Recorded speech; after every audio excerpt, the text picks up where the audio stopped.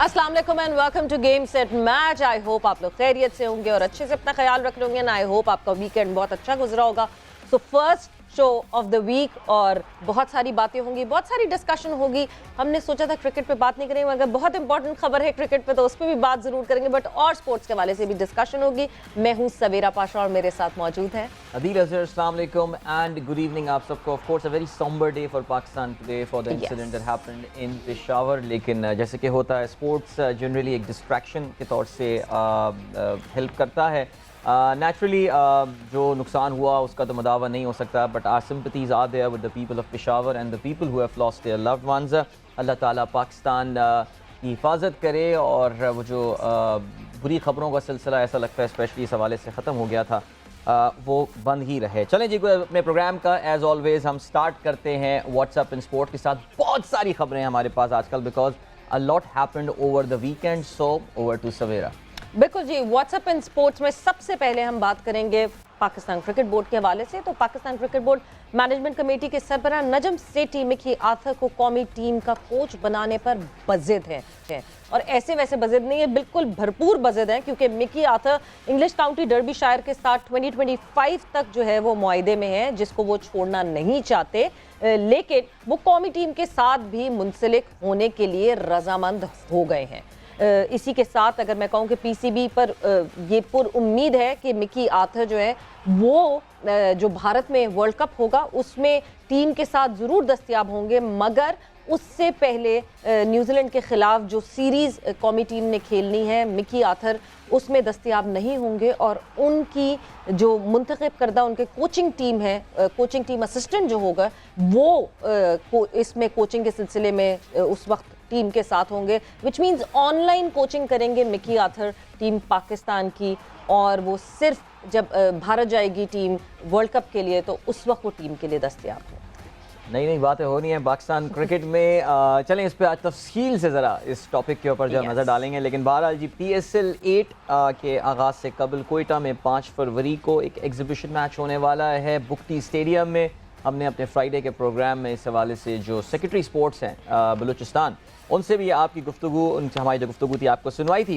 आवाम की दिलचस्पी बढ़ाने के लिए जो टिकट्स हैं वो बाय द वे फ़रोख्त के लिए आ गए हैं। सिर्फ 20 रुपये के जो हैं ये टिकट रखे गए हैं और ये टिकट जो हैं ये कोयटा में 4 मुख्तलिफ मकामात पर रखे गए हैं, जिसमें बोलान क्रिकेट स्टेडियम है, बुख्ती क्रिकेट स्टेडियम भी शामिल है। आपको रिमाइंड कराते चलें कि पाकिस्तान सुपर लीग की 2 फ्रेंचाइजीज जिसमें कोयटा ग्लैडिएटर और पेशावर ज़ल्मी शामिल हैं, उनके नामों से ये टीमें जो हैं इस नुमाइशी मैच में क्रिकेट खेल रही होंगी, क्योंकि ये उनकी जो ऑफिशियल टीमें हैं they won't be there because there is already a controversy about it, जिस पे भी आगे चल के ज़रूर बात की जा सकती है। लेकिन बहरहाल इन 2 नामों से टीमें जो है वो खेल रही होंगी और पाकिस्तान क्रिकेट के बहुत सारे मारूफ नाम जो हैं वो इसमें शिरकत कर रहे होंगे, जिसमें ऑफ कोर्स शाहिद खान आफरीदी भी शामिल हैं। बिल्कुल। सो 5 फरवरी को ये मेला सजेगा बुख्ती स्टेडियम कोयटा में और आप विटनेस कर सकते हैं, जा सकते हैं, टिकट खरीदिए और विटनेस करें, अपने स्टार्स को अपने सामने खेलते हुए देखें। मूविंग ऑन फर्दर और बात करें जब हॉकी वर्ल्ड कप की, तो यस, जो सारे डाउट्स अदील को थे वो कुछ भी नहीं हुआ एंड ऑस्ट्रेलिया नहीं जीत सका, विच मीन्स जर्मनी ने जो है दिफाई चैंपियन बेल्जियम को फाइनल में हराकर वर्ल्ड कप जीत लिया है। मजमूई तौर पर जर्मनी का ये तीसरा आलमी कप है। फाइनल में दिफाई चैंपियन बेल्जियम ने इब्तिदा में ही जर्मनी पर 2-0 की सबकत हासिल कर ली थी, मगर जर्मनी ने कमबैक किया और मुसलसल 3 गोल स्कोर करके 3-2 कर दिया। मैच के 59 मिनट में बेल्जियम ने पेनल्टी कॉर्नर पर गोल करके स्कोर को 3-3 से बराबर किया। मैच का फैसला पेनल्टी शूट आउट पर हुआ, जिस पर जर्मनी ने दिफाई चैंपियन बेल्जियम को 5-4 से हराकर हॉकी वर्ल्ड कप जीत लिया। तीसरी पोजीशन के मैच में नीदरलैंड्स ने ऑस्ट्रेलिया को 1 के मुकाबले 3 गोल से शिकस्त दी। सबसे ज्यादा 4 मरतबा हॉकी वर्ल्ड कप जीतने का एजाज अभी भी पाकिस्तान के पास। चलें जी, वो कहते हैं कि वो सिगे लैला ही सही, लेकिन बहरहाल ये मैच बड़ा ज़बरदस्त हुआ था सवेरा जब हम उसको फ्राइडे को फॉलो कर रहे थे। आखिरी 2 मिनट में जर्मनी ने 2 गोल्स करके ऑस्ट्रेलिया को ऐसा हिला दिया कि वो ब्रॉन्ज मेडल का मैच जो है वो भी नहीं जीत सके। जर्मनी 2006 के बाद पहली बार जो है ये हॉकी वर्ल्ड कप जीतने में कामयाब हुआ है। सो अभी पाकिस्तान, जैसे सवेरा ने बताया, पाकिस्तान टॉप पर है विद 4 एंड फिर 3 टीमें जो है वो तीन बार जो है ना वो कोई हमने कोई खास ना कोई वजीफा करके फूका हुआ है अपने चार्ट के ऊपर, कोई करीब आ नहीं रहा है हमारे पास। लेकिन बहरहाल जी रिकॉर्ड तो टूटा है, रिकॉर्ड बल्कि बराबर हुआ है ऑस्ट्रेलियन ओपन में। सर्बिया के नोवाक जोकोविच ने रिकॉर्ड 3 बार ऑस्ट्रेलियन ओपन, माफ कीजिएगा, डिड आई से US open, sorry, Australian open में जो है 10वीं बार वो जीतने में कामयाब हुए हैं। फाइनल में जोकोविच ने ग्रीस के स्टेफानो सित्सिपास को स्ट्रेट सेट में 6-3, 7-6, 7-6 शिकस्त देकर इस टूर्नामेंट को हासिल किया। साल का पहला ग्रैंड स्लैम जीतकर नोवाक जोकोविच ने राफेल नडाल के 22 ग्रैंड स्लैम जीतने का रिकॉर्ड जो है वो बराबर कर दिया है। अपने जज्बात पे काबू नहीं रख पाए, ज़ारो कतार रोते हुए नजर आए, कभी अपने कोच के साथ, कभी अपनी फैमिली के साथ। बहुत इमोशनली ड्रेनिंग ये टूर्नामेंट था उनके लिए। पिछले साल के वाक़ये के बाद जहां से उनको ऑस्ट्रेलिया से डिपोर्ट कर दिया गया था, what a remarkable comeback he has made to his very favourite tournament. और नोवाक जोकोविच ने बाद में मीडिया से बात करते हुए ये बात बोली कि he is not finished yet, अभी वो ख़त्म नहीं हुए हैं। और याद रहे कि अगला जो ग्रैंड स्लैम आना है वो होगा फ्रेंच ओपन, जहां पे ऑफ कोर्स इनका मुकाबला राफेल नडाल के साथ भी होगा। बिल्कुल। और जाते जाते फुटबॉल की खबर, इस वीकेंड में there was cup action, specially FA cup की अगर हम बात करें, defy champion Liverpool which they having a very poor season, इस बार उनको एक बड़ा अपसेट हुआ है, वो इवेंट के बाहर हो गए। चौथे राउंड के मैच में ब्राइटन ने लिवरपूल को जो है वो एक सनसनीखेज मैच के बाद बिल्कुल आखिरी लम्हात में जो है वो गोल स्कोर करके शिकस्त दी। मुकर्रर वक्त तक ये मुकाबला एक गोल से बराबर था। इजाफी वक्त में ब्राइटन के मेटोमा ने गोल स्कोर करके कामी दिलाई। एफए कप के चौथे राउंड में मैनचेस्टर यूनाइटेड ने रेडिंग क्लब को जो है 1 के मुकाबले में 3 गोलों से, टॉटनहम हॉटस्पर्स ने प्रेस्टन को शिकस्त दी 3-0 से, 5वें राउंड में जगह बनाई। और उससे पहले आर्सेनल और मैनचेस्टर सिटी के दरमियान जो मुकाबला हुआ था उसमें सिटी ने एक बड़े दिलचस्प मुकाबले के बाद 1-0 से कामयाबी हासिल की। So that for WhatsApp in sports. बिल्कुल जी, और जिस तरह व्हाट्सएप इन स्पोर्ट्स में सबसे पहले हमने खबर पे बात की थी कि जो मिकी आर्थर के लिए जो अलग अलग जो है रूल्स बनाए जा रहे हैं, अलग अलग अमेंडमेंट्स तो नहीं की जा रही, मगर ये टिल्टेड रूल्स हैं। ऑनलाइन कोचिंग करते हुए दिखेंगे मिकी आर्थर टीम पाकिस्तान की, which is very very unlike, और ये बहुत ज़्यादा एक बड़ा शॉकर था सबके लिए।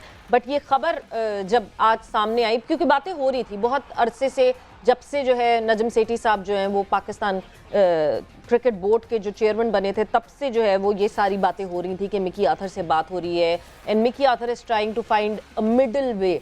तो मिडिल वे इवेंचुअली ये हुआ कि डर्बीशायर को तो वो कोच करते रहेंगे क्योंकि 2025 तक उनका कॉन्ट्रैक्ट डर्बीशायर के साथ है, मगर साथ ही साथ पाकिस्तान को भी कोच करेंगे। तो वो उसका मिडिल वे ये निकला कि वो ऑनलाइन कोचिंग करेंगे। कोविड के ज़माने में हमने ऑनलाइन एजुकेशन होते हुए देखी, अब ये ऑनलाइन कोचिंग ये एक नया हम चीज़ देख रहे हैं, एक नई चीज़ देख रहे हैं। बट हमारे साथ senior sports journalist Abdul Majid Bhatti मौजूद हैं और उनसे जानते हैं इस बारे में। ये एक अनोखी सी जो चीज़ अब पाकिस्तान क्रिकेट बोर्ड में सामने नज़र आई है, मतलब कभी कभार ऐसा लगता है कि पाकिस्तान क्रिकेट एक मजाक बन के रह गया है। Mickey Arthur and online coaching. Bhatti साहब खुशामदीद।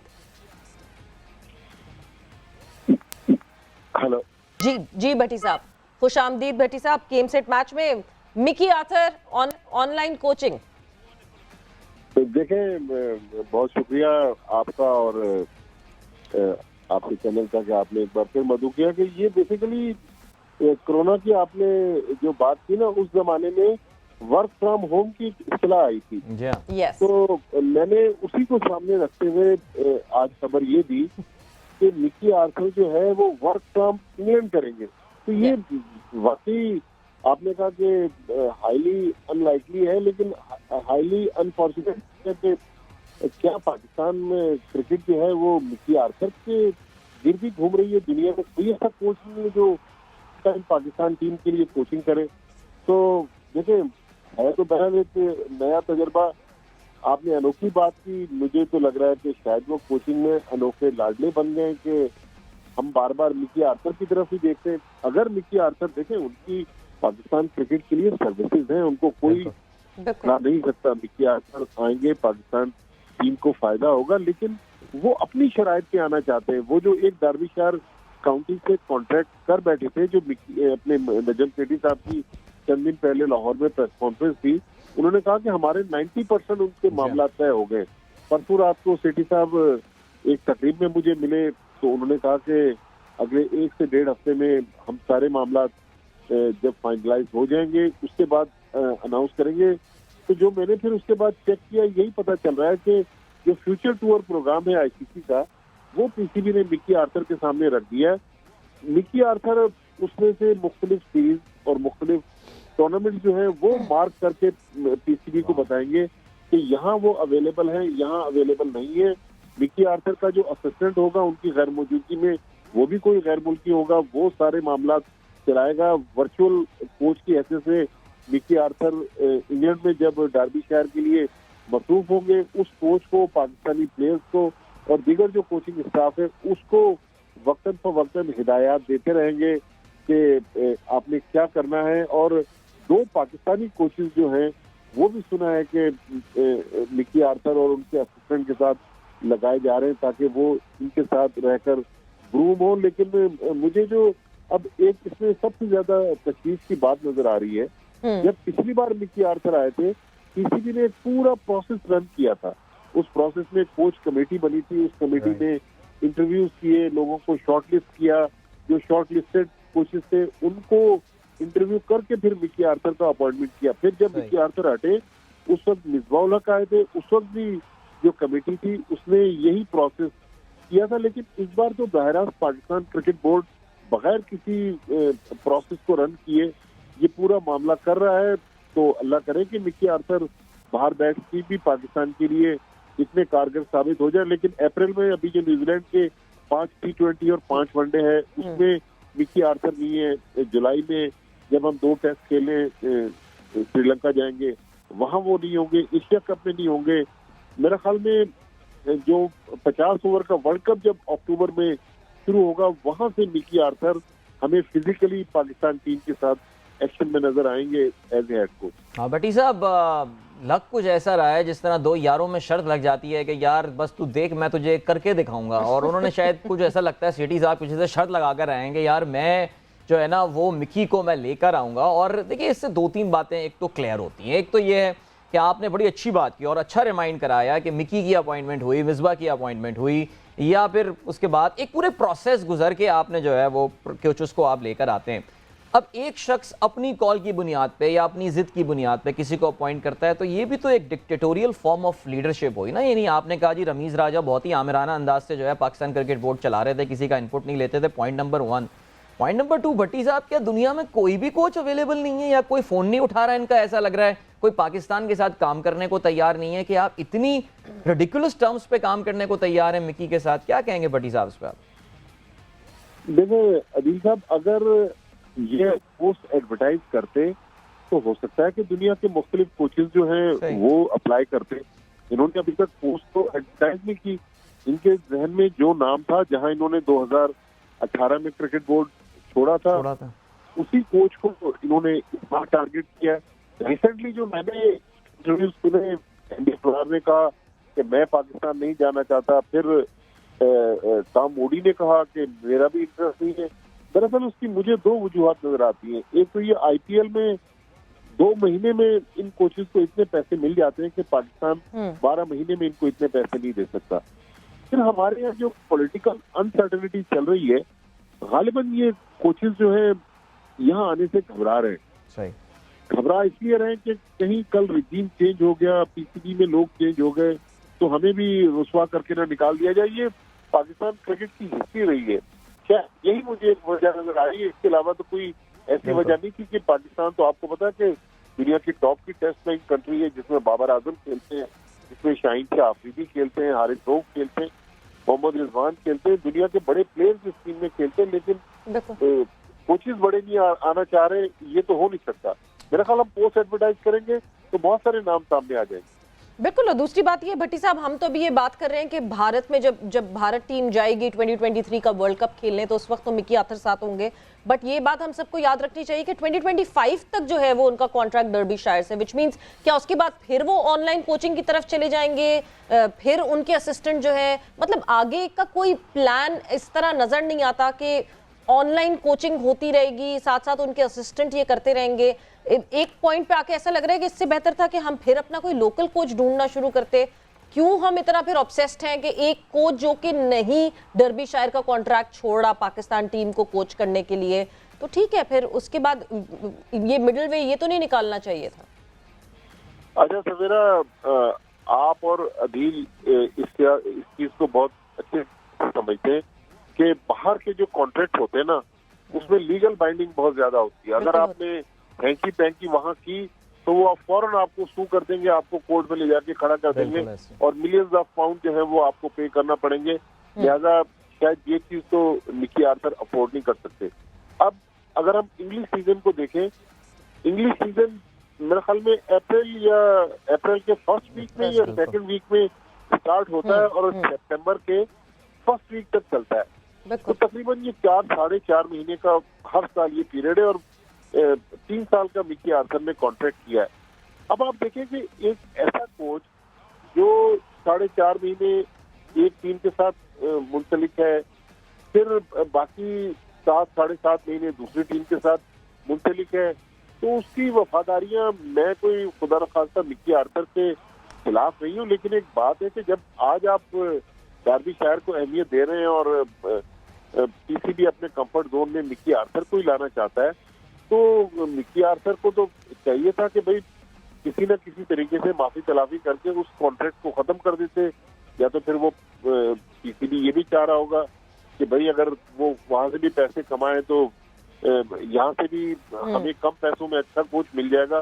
बट भट्टी साहब, सॉरी कता कलामी के माफी, बट सवाल तो फिर वही पैदा होता है ना कि ये मैनेजमेंट भी अभी कब तक है, नजम सेठी कब तक है, अगर ये साइन भी करते हैं। अक्टूबर की जो तारीख मिल रही है, भट्टी साहब ज़ाहिर है पाकिस्तान की सियासी हालात से भी वाकिफ हैं, वो आपस में ओवरलैप करती है उन दिनों के साथ भी जब पाकिस्तान में ज़ाहिर है शेड्यूल के मुताबिक इलेक्शंस होने हैं। तो मेरे ख्याल से जो आप सवेरा सवाल पूछ रही थी कि जी उसके बाद क्या होगा, सेठी साहब को भी पता है कि फिर आगे क्या होना है। देखिए, मैं एक वो जो बात कह रहा था वो थोड़ी सी कंप्लीट करके आपका अभी जवाब देता हूँ कि अभी जो सकलैन मुश्ताक पीसीबी से मुंसलिक थे, पीसीबी उनको 20 लाख रुपए दे रही थी महीने के, तो अभी उन्होंने कोई घुटने की भी ट्रीटमेंट कराई, कोई 40-45 लाख रुपए सकलैन ने, वो भी पीसीबी ने उनके बहुत सारे अखराजात बर्दाश्त किए। लेकिन निकी तो इस अंदाज में भी जो कोचिंग करेंगे तो मेरा नहीं ख्याल इतने कम पैसों में आएंगे। ये 50 लाख के लगभग कॉन्ट्रैक्ट होगा उनका, जो मैं एक रफ सा आपको बता रहा हूँ। मुझे अभी इस बारे में एग्जैक्ट पोजीशन नहीं पता, लेकिन अदील ने बहुत अच्छी बात की कि अक्टूबर वो डेडलाइन है जो इस वक्त शहबाज शरीफ साहब की जो हुकूमत है वो भी कहती है कि भाई अभी इलेक्शन अक्टूबर में करवाएंगे। तो जाहिर है अक्टूबर में फिर खुदा न खास्ता एशिया कप में हमारी टीम ऊपर नीचे रही, वर्ल्ड कप में इंडिया जाके हमारी टीम की परफॉर्मेंस से कुछ असर पड़ता है और रिजीम चेंज होते ही 100%। यहाँ तो आपको पता है कि सेठी साहब ने तो उसी प्रेस कॉन्फ्रेंस में जिसमें 90% कॉन्ट्रैक्ट वाली बात की थी निकी आर्थर की, उसमें उन्होंने कहा था कि अगर ये सिचुएशन पाकिस्तान में आ गई कि रिजीम चेंज हुआ तो मैं फौरी तौर पर क्रिकेट बोर्ड से मुस्ताफी हो जाऊंगा। लेकिन निकी आर्थर आने से पहले यकीनी तौर पर वो भी अपनी थोड़ी बहुत तो कश्तियां जलाकर आएंगे, लिहाजा वो भी चाहेंगे कि कोई ऐसा कॉन्ट्रैक्ट पाकिस्तान से बनवा के आऊं, पाकिस्तान के साथ बनाऊं जिससे मेरे जो माली मामला थे उसको नुकसान ना पहुंचे। देखिए अभी पीसीबी में जो बहुत सारे अफसरान हैं जो पास में एहसान मानी और रमीज राजा के दौर में है, वो इसलिए भी पीसीबी उनसे जान नहीं छुड़ा पा रहा कि अगर उनको पीसीबी निकालता है तो उनके ऐसे कॉन्ट्रैक्ट है कि किसी को 4 महीने की तनख्वाह देनी पड़ रही है, किसी को 5 महीने की तनख्वाह, ये 50-50, 60-60 लाख रुपए बन रही है। तो लिहाजा माली मामला तो ऑलरेडी पीसीबी के गंभीर है। लिहाजा मुझे समझ में नहीं आ रहा कि निकी आर्थर क्या वाकई 2 जगहों पर रहकर पाकिस्तान टीम के साथ इंसाफ कर पाएंगे। बट साहब यहाँ पे जो देखिए अब ये जो एक सिचुएशन बनती है, नेचुरली हमें अंदाज़ा है ज़रा कंट्री की सिचुएशन भी इस वक्त ब्लीक ही है, एक मायूसी का तो एक आलम है ज़ाहिर है। क्रिकेट बोर्ड को भी हम देखते थे तो अक्सर पाकिस्तानियों के लिए मायूसी के दौर में भी, डीपेस्ट टाइम में भी, वो एक हमेशा एक कहना चाहिए एक आइलैंड ऑफ सैनिटी हुआ करता था, या थोड़ी लोग उससे जो है वो तस्कीन ज़रूर हासिल किया करते थे।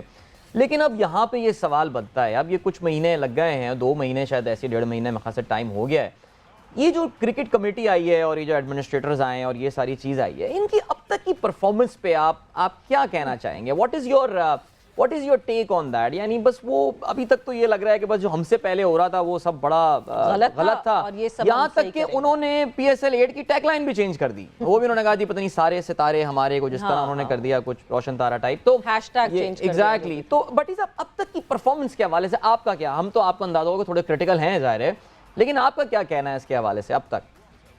मैं आपको एक ऑन ए लाइटर नोट एक पुराना वाकया सुनाता हूँ।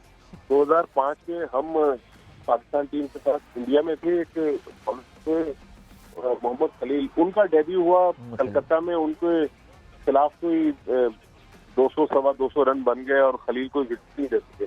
तो प्रेस कॉन्फ्रेंस में इंजमाम से सवाल हुआ कि इंजी भाई ये बताएं कि खलील की परफॉर्मेंस कैसी रही। तो इंजमाम ने अपने मखसूस अंदाज में कहा कि भाई जब वो परफॉर्मेंस करेंगे तो मैं आपको बताऊंगा। तो एक और साथी को कहने लगे भाई आप अपना सवाल पूछें। तो यहाँ तो हनीमून पीरियड चल रहा है, तो अभी परफॉर्मेंस तो है ही नहीं, तो इसमें तबसरा करना मेरा ख्याल कब तक वक्त है। मेरा ख्याल में अभी अर्ली डेज है, अभी बजाय सरफेस पे तो कोई ऐसी चीज नजर नहीं आ रही जिससे हम डिस्कस कर सकें। यही देखें आज स्टोरी मैंने, हालांकि कल इतवार का दिन था, PCB हेडक्वार्टर भी बंद था, खबर नहीं थी, ऐसे ही इस खबर पे थोड़ा सा काम किया। तो आज सुबह से सोशल मीडिया पे और मुख्तलिफ TV चैनल पर, बल्कि शायद आफरीदी भी थोड़ी देर पहले कराची में मीडिया से बात करते हुए इसी ऑनलाइन कोचिंग पर उन्होंने लंबी चौड़ी बात की। उन्होंने भी कहा है कि भाई मुझे समझ में नहीं आ रहा कि हो क्या रहा है। तो ये बहुत ही एक अनहोनी सी चीज है। पाकिस्तान में ऐसे अनहोने फैसले मतलब अभी कोई 6-7 दिन पहले एक अनहोना फैसला और हुआ था, क्योंकि हम सब जानते हैं कि इस वक्त सारे जो मुल्क हैं, every test nation is trying to play ODI, ज्यादा ODI खेलने की हम बात कर रहे हैं, क्योंकि वर्ल्ड कप का साल है ही और ODI वर्ल्ड कप का साल है। तो हर कोई चाह रहा है कि ज्यादा हमारे एक्सपोजर मिले ODI खेलने का। मगर सेठी साहब ने शायद सोचा कि अफगानिस्तान के खिलाफ हम ODI खेल के क्या कर लेंगे, तो कोई बात नहीं, उस ODI को तब्दील कर देते हैं T20 में। तो भट्टी साहब, मुझे ऐसा ये लगता है कि जो फ्यूचर की, ये तो बिल्कुल नियर फ्यूचर है, ये तो मैं लॉन्ग टर्म बात भी नहीं कर रही हूँ, नियर फ्यूचर की प्लानिंग भी जो है वो जहन में कुछ अभी है नहीं कहीं। सवेरा, मुझे लग रहा है कि जो पाकिस्तान के हालात चल रहे हैं, ये T20 सीरीज होगी नहीं। अगर ये सीरीज होती है तो इसमें मेरे ख्याल में जो पाकिस्तान के बेनिफिट में चीज है, जो पाकिस्तान ने एक अपना कार्ड PCB की तरफ फेंका है, वो ये है कि ये है तो अफगानिस्तान की होम सीरीज। अगर T20 सीरीज उन्होंने कहा कि होती है तो फिर हम जो उसका रेवेन्यू है वो शेयर करेंगे।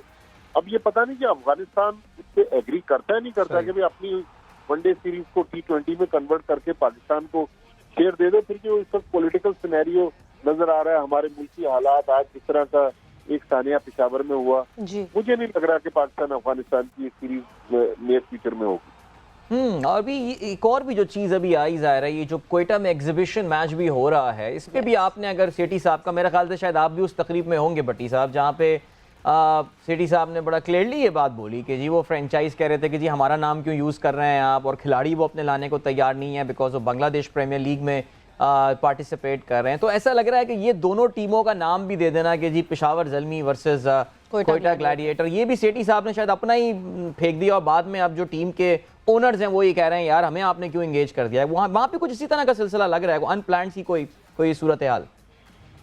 देखिए, यहाँ पर जो आपका सवाल है वो अपनी जगह बिल्कुल वैलिड है, उसका मैं जवाब देता हूँ। लेकिन उसी से रिलेटेड एक और जो चीज है कि PCB ने बांग्लादेश प्रीमियर लीग में जो प्लेयर्स खेल रहे हैं उनसे कहा कि भाई आपकी जरूरत है, कोयटा में नेशनल ड्यूटी है, वहाँ पर हम एक मैच करवा रहे हैं, तो लिहाजा आप 2 फरवरी को पाकिस्तान वापस आ जाए। इनका 8 या 9 फरवरी तक का कॉन्ट्रैक्ट था। लेकिन हैरत की बात है कि PCB के जो सेंट्रली कॉन्ट्रैक्टेड प्लेयर हैं वो रिलेक्टेंट है पाकिस्तान वापस आने के लिए। आप देखें ना, प्लेयर किस तरह PCB की अथॉरिटी को चैलेंज कर सकते हैं कि हम वापस नहीं आते, आप उनके सेंट्रल कॉन्ट्रैक्ट खत्म करें। यहाँ पर देखें, जो एक बार मैंने पहले भी आपके प्रोग्राम में बताया था, जो एजेंट्स का रोल है वो बड़ा अजीबोगरीब है। एजेंट्स इन प्लेयर के लिए ऐसे रास्ते तलाश करते हैं कि जाएं जाके PCB से हेड ऑन हो जाएं। लेकिन ये जो मैच है, देखें ये मैच तो जरूर करवा रहे हैं, लेकिन 2 टीमें इन्वॉल्व हैं, बाकी 4 टीमें कह रही हैं कि अगर हम, एक तो शाहीन शाह अफरीदी जो है ये मैच नहीं खेल रही है, मैं आपके इस चैनल पे एक और खबर ब्रेक कर दूं, इसलिए कि फ्राइडे को उनका निकाह है, लिहाजा वो अपनी जो निकाह की सेलिब्रेशन है उस सिलसिले में उन्होंने मना कर दिया कि मैं इस 5 तारीख के मैच के लिए अवेलेबल नहीं हूँ। नंबर 2 ये कि जो भट्टी साहब उनके सुसर तो खेल रहे हैं। देखें शाहिद तो माशाल्लाह सुपरस्टार है, वो तो उनकी अपीयरेंस जो है वही बहुत बड़ी चीज है, वो कोयटा जाएंगे। लेकिन शाहीन बहरहाल उन्होंने मना कर दिया, या तो वो फिर सर्दी में खतरा मोल नहीं लेना चाहते कि पीएसएल बिल्कुल इस वक्त होने पर आ गया।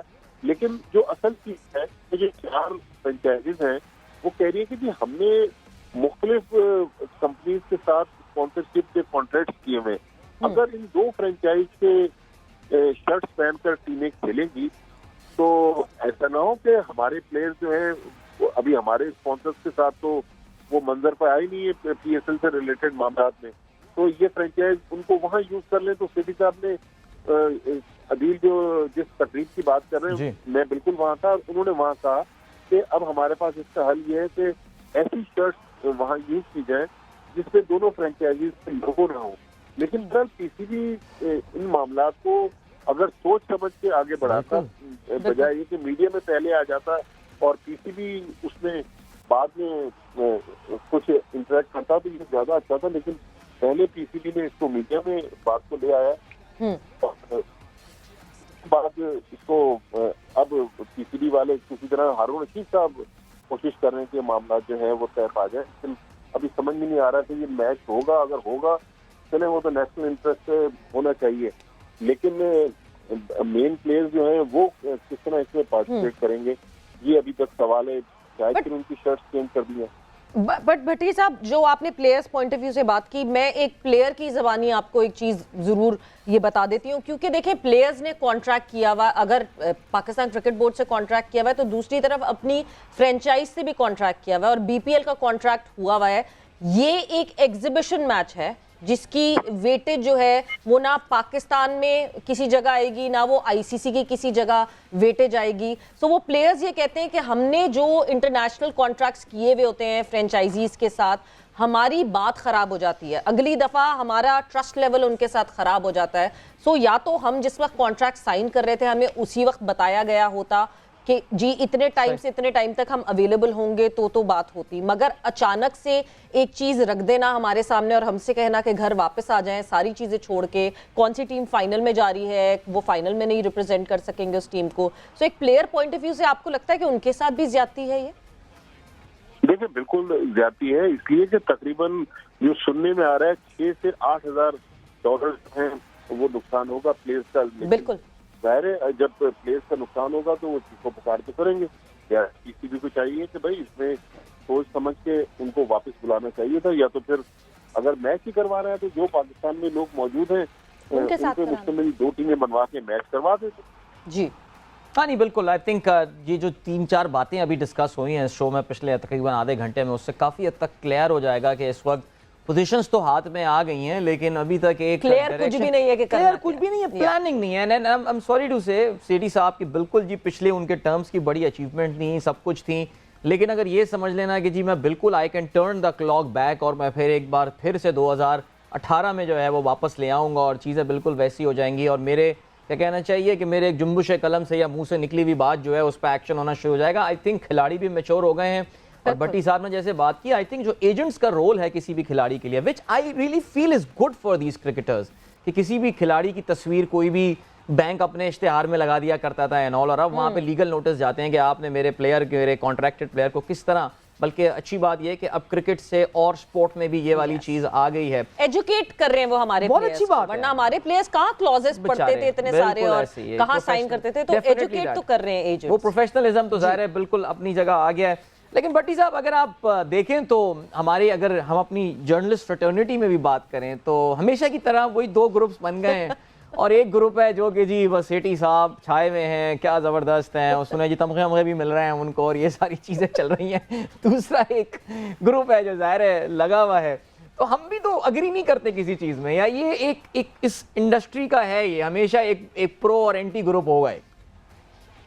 में कराची लाहौर की राइवलरी होती थी कि कराची का मीडिया कुछ और कहानी लेके चलता था, कि कराची का मीडिया जहीर अब्बास के इश्यूज पे बात कर रहा है तो लाहौर का मीडिया इमरान खान के लिए बात कर रहा होता था। लेकिन अब ये जब से ये सोशल मीडिया आया है, मेरा ख्याल में इससे जब तक हमारी गवर्नमेंट को कोड ऑफ कंडक्ट नहीं बनाती है उस वक्त तक ये मीडिया में देखे ना, बाज लोग तो बिल्कुल बेलगाम हो गए, जो जिसके मुंह में आता है वो मीडिया पे आके उल्टी सीधी बातें करने लग जाता है। प्लेयर्स की करेक्टर असोसिएशन, किसी भी के कुछ लोगों की जो है वो किरदार खुशी करते हैं कुछ लोग, और कुछ लोग उनको जिस तरह आप कह रहे हैं कि गोल्ड मेडल पहना रहे होते हैं। तो ये चीजें मेरे ख्याल में सवेरा ज्यादा इस पे बेहतर बता सकेंगी कि जो सीरियस लोग हैं या वाकई जिसको हम आमिल सहाफी कहते हैं, जो प्योर जर्नलिस्ट हैं, वो शायद इन मामलात में इन्वॉल्व होंगे, लेकिन उनकी परसेंटेज बहुत कम होगी। लेकिन कुछ हमारे मंचले से नौजवान जो समझते हैं कि शायद उनके हाथ में अल्लाह ताला ने पाकिस्तान क्रिकेट की तकदीर लिख दी है, वो फिर आके जो उल्टी सीधी चीजें लिखते हैं। लेकिन अदील, आप तो बहुत ज्यादा सोशल मीडिया पे एक्टिव होते हैं, उनको फिर नीचे जो रिप्लाई लोगों का आता है वो भी पढ़ लिया करें। वो तो बाद ऐसी चीजें जो यहाँ पर बयान भी नहीं की जा सकती। साहब, मुझे ऐसा लगता है उन लोगों को इससे ऑक्सीजन मिलती है, बिकॉज आपको पता है कि यार मैं ये कमेंट कर रहा हूँ, इस पे क्या जवाब आना है। भाई कमेंट्स बंद कर दो, सिर्फ जो फॉलोअर जिनको आप करते हैं वो एक ऑप्शन प्राइवेसी का उसमें होता है। लेकिन मुझे तो वाकई अब ऐसा लगता है कि अक्सर लोग मुझसे भी पूछते हैं कि यार इनको लोग ये कमेंट पढ़ते नहीं है। मैंने कहा यार वो खुद ट्वीट करके अपना ट्वीट म्यूट कर देते हैं, वो उन्हें खुद नहीं पता होता नीचे क्या कहा जा रहा है। लेकिन भट्टी साहब, thank you so much sir, as always, हमेशा की तरह बहुत मजा आया, बहुत अच्छा लगा करके, बड़ी जबरदस्त खबरें लाते हैं। और ये जो कोचिंग फ्रॉम होम या कोचिंग फ्रॉम या क्या वर्क फ्रॉम इंग्लैंड वाली जो कहानी आई है ना, ये आई थिंक बहरहाल चलें जी, वर्क फ्रॉम इंग्लैंड से जो है वो जब आप अटलांटिक क्रॉस करते हैं तो नॉर्थ अमेरिका आते हैं, और नॉर्थ अमेरिका के जो मकबूल तरीन खेल है उसमें से बेसबॉल होता है। ज़ाहिर है क्रिकेट से मिलता जुलता ये खेल है, लेकिन क्रिकेट जितना तो ज़ाहिर है मकबूल पाकिस्तान में नहीं हो पाया। लेकिन फिर भी थोड़े अर्से पहले भी हम जिक्र कर रहे थे बेसबॉल की, पाकिस्तानी टीम ने रिप्रेजेंट किया था, पनामा में पाकिस्तान खेलने गया था वहाँ पे और वर्ल्ड लेवल पे जाके खेला था। We came very close to qualifying to a bigger tournament. लेकिन आप में से पता नहीं कितने लोगों की दानिश में या नॉलेज में ये बात हो कि पाकिस्तान आजकल होस्ट कर रहा है West Asia baseball championship, baseball cup 2023, जिसके लिए काफ़ी सारे मुल्कों की टीमें पाकिस्तान आई हुई थी। और सबसे इंटरेस्टिंग बात ये थी कि भारत की टीम जो है वो भी पाकिस्तान आई थी। बड़े अरसे बाद कोई भारतीय टीम जो है वो पाकिस्तान में एक्शन में नजर आ रही थी। आप देख सकते हैं श्रीलंकन टीम यहाँ पे आपको नजर आ रही है स्क्रीन पे। इसके अलावा अफगानिस्तान की टीम भी यहाँ पर मौजूद थी। Nepal was there, of course मेजबान Pakistan and Palestine I think, जो कि बड़ा जबरदस्त इस टूर्नामेंट में जो है वो खेल रही है। भारत की टीम जैसे कि मैंने आपको बताया वो भी यहाँ पर मौजूद थी। And Bangladesh was also there. So इसी टूर्नामेंट के हवाले से हम कुछ बात करते हैं जी सवेरा। बिल्कुल जी, सो इसी टूर्नामेंट के हवाले से जो है हम गुफ्तगू करेंगे। हमारे साथ सदर बेसबॉल फेडरेशन फ़खर अली शाह साहब मौजूद हैं, तो उनसे जानते हैं कि किस तरह अब तक ये टूर्नामेंट चला है। आज जो है वो सेमीफाइनल खेले जाएंगे। तो सर अस्सलाम वालेकुम and welcome to game set match. जी वालेकुम अस्सलाम। शाह साहब, सबसे पहले तो ये बताइए कि अब तक इस टूर्नामेंट में कितने मजेदार मैचेस हुए और कितना रिस्पांस मिला है? सबसे प्यारी बात, मैं पाकिस्तान गवर्नमेंट का शुक्रगुजार हूँ जो इंटीरियर मिनिस्ट्री ने इंडिया की टीम को वीजे दिए और इंडियन इंटीरियर मिनिस्ट्री ने इंडियन टीम को no objection certificate within like 24 hours देकर पाकिस्तान में वाघा के बॉर्डर भेजा।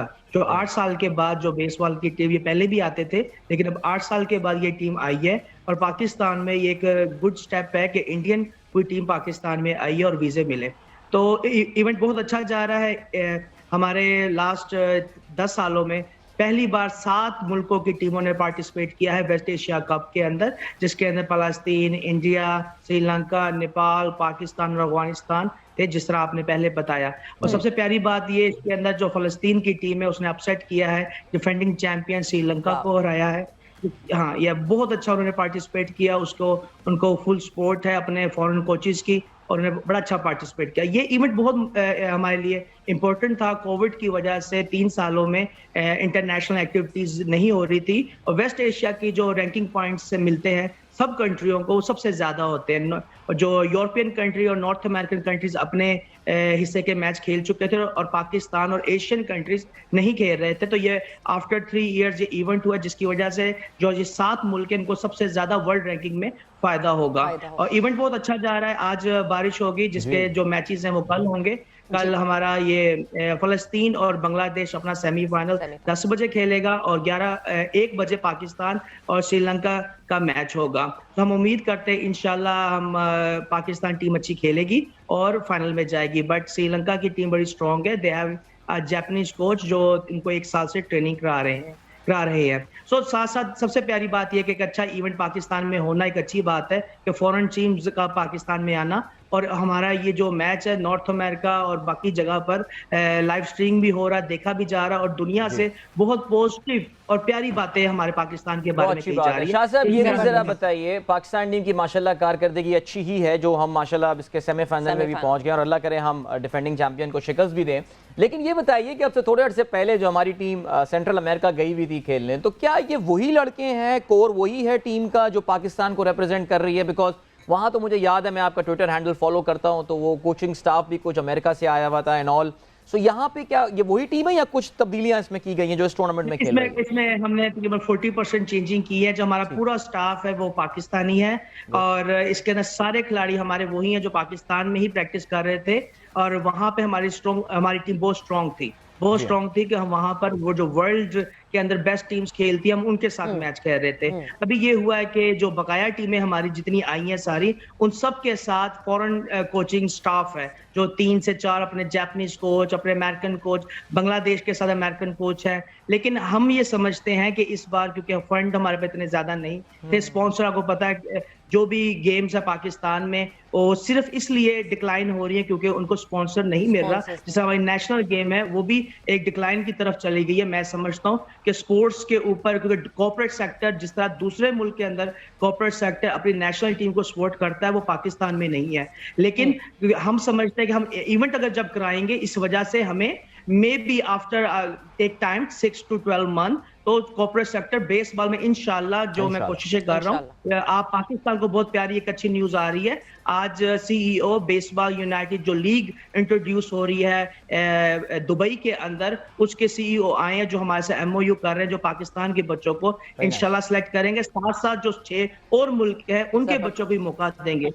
ठीक है, बहुत ही अच्छी खबर है शाह साहब ये, एंड आई होप कि जो हमारी टीम है वो और ज़्यादा फ्लरिश करे और अच्छी तरीके से परफॉर्म करे। एंड आपका बहुत बहुत शुक्रिया for your time. Game set match का यहाँ पे ख़त्म हो गया है। सो आप लोग को याद दिलाते चलें कि वेस्ट एशिया बेसबॉल कप के कल खेले जाएंगे सेमीफाइनल। सुबह 10 बजे जो है वो मुकाबला होगा बांग्लादेश और पैलेस्टीन का, और फिर 1 बजे दोपहर में मुकाबला होगा Pakistan versus Sri Lanka. So don't miss that, because बहुत रेयरिटी में बेसबॉल देखते हैं, लाइव स्ट्रीमिंग में आपको वो ज़रूर दिख जाएगा। And thanks a lot. वक्त यहाँ पे गेम सेट मैच का खत्म हो गया। सवेरा और अदील को इजाज़त दीजिए, अपना बहुत ख्याल रखिएगा। अल्लाह हाफ़िज़।